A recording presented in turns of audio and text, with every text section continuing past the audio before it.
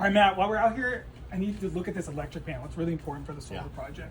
So what we're looking for, Matt, is essentially that there's breaker space. So here you can see that there are slots open. This is great. Sometimes we look at, we open up an electric panel and all the slots are taken up with a bunch of different electrical breakers, and we need a solar breaker to land in this electric panel. Yeah. One thing I do see though, Matt, was your house built in like the 50s or 60s?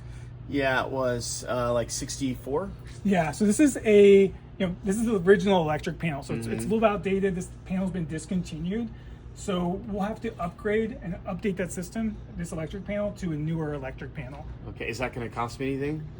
Well, we already see that it's going to be needed, and we'll have an inspector come out and take a look at it. And it looks like the rest of the house does qualify, and the inspector will make that call. But if it is required, we're going to include that with the program. Okay, so it is no cost to you.